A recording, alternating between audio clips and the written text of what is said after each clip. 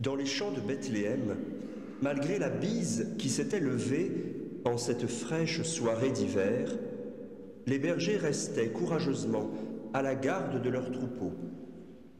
Frissonnant sous le froid qui piquait à travers leurs épais vêtements de laine, les plus jeunes interrogeaient les anciens. Père, devrons-nous donc être les seuls à rester dehors en cette nuit? Regardez tout autour. Hommes et femmes, enfants et vieillards, tous sont déjà partis se mettre à l'abri. Il ne reste que nous. Oui, mon enfant, tu as raison. Nous demeurons ici les derniers. Mais tel est le sort des bergers. Comme Dieu veille sur son peuple bien-aimé, nous veillons, nous aussi, sous les étoiles, pour garder nos troupeaux de l'assaut des loups. Et nous attendons ainsi, dans le silence de la nuit, sous les astres scintillants, le Sauveur qu'il nous a promis. Mais je dois reconnaître que tu es dans le vrai. Le froid, ici, se fait de plus en plus mordant. Allons plutôt vers ce champ qui me paraît mieux abrité. Bergers, assemblons-nous et mettons-nous en route.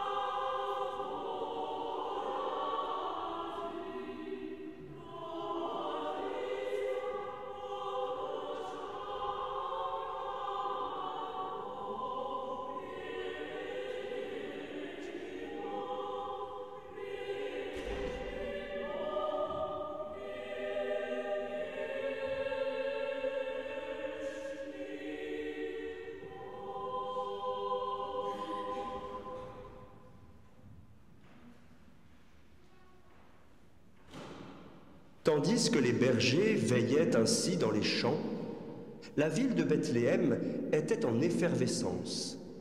Tant de gens étaient venus se faire inscrire pour le grand recensement. De partout, il arrivait des hommes, des femmes, des enfants, même des nourrissons, si bien qu'on avait grand-peine à loger tout ce monde. On se serrait dans les maisons, on s'entassait dans les auberges, mais il était certain qu'il n'y aurait pas de place pour les derniers arrivés, ceux qui marchaient le plus lentement sur le chemin montant qui menait à la ville. Père, avez-vous vu cette toute jeune femme arriver tout à l'heure? Elle était si belle et si noble sous le long voile qui l'entourait. Oui, elle marchait si doucement, à tout petits pas, avec son ventre tout rond. Pour sûr, elle est sur le point d'accoucher. Je ne sais si son mari aura trouvé pour elle un lieu calme et paisible, comme il faut pour un tel événement. Apparemment pas, car les voilà qui reviennent. Sans doute que l'auberge, pleine comme elle est, n'a pu les recevoir dignement. Voilà qu'ils se dirigent vers cette grotte qui sert d'étable.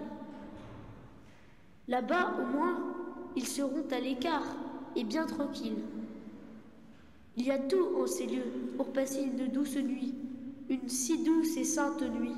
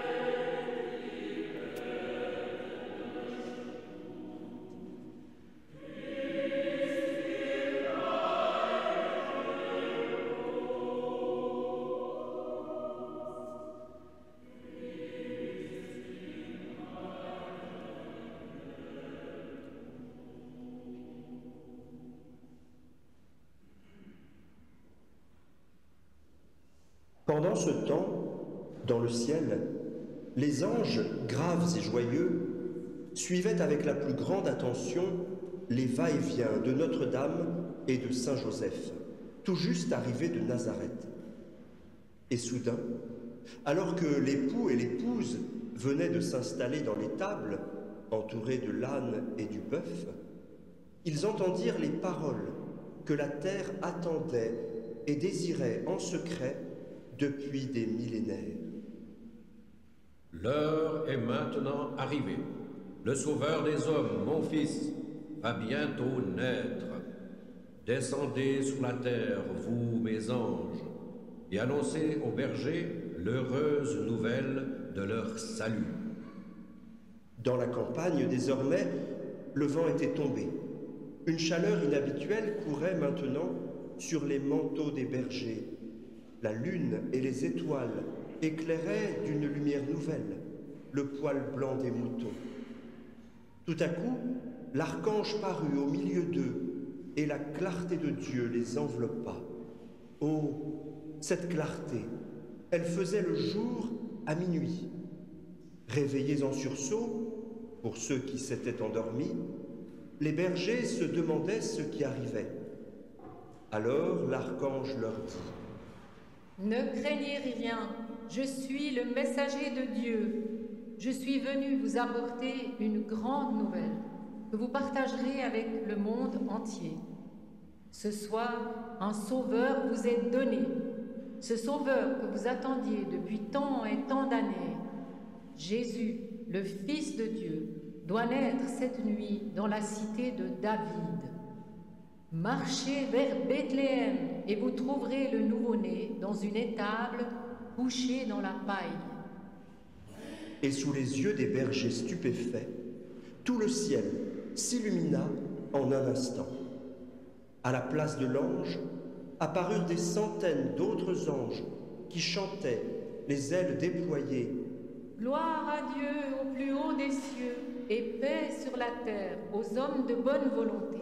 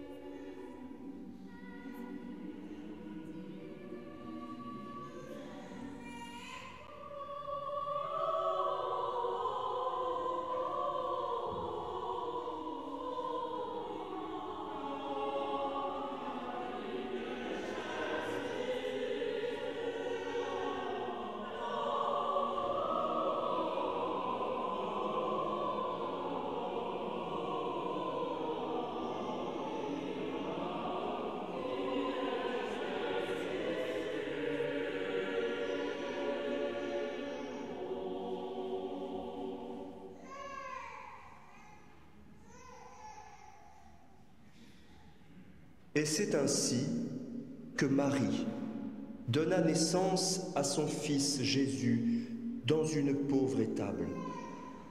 Elle le prit tendrement dans ses bras, tandis que Saint Joseph faisait une couverture avec son manteau. L'âne et le bœuf s'approchèrent pour l'admirer et le réchauffer de leur souffle. Ils furent les premiers à venir rendre hommage au Fils de Dieu. Les bergers trouvèrent ainsi l'enfant qui dormait, veillé par Marie et Joseph, encadré de l'âne et du bœuf. Il se fit un long silence, tandis que Marie leur présentait l'enfant. Comme il est petit, le Sauveur du monde. Les bergers s'inclinèrent, très intimidés. Dans leur cœur, sans complication, il n'y avait pas de place pour le doute. De sa besace rapiécée, un berger tira une flûte de roseau et joua pour l'enfant Dieu une berceuse lente et pleine d'harmonie.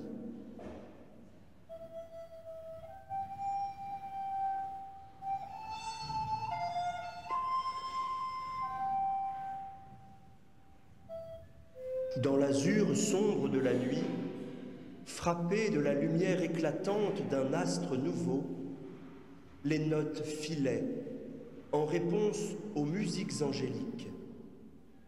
Le monde entier tressaillait d'espérance en cette nuit où était né le Sauveur.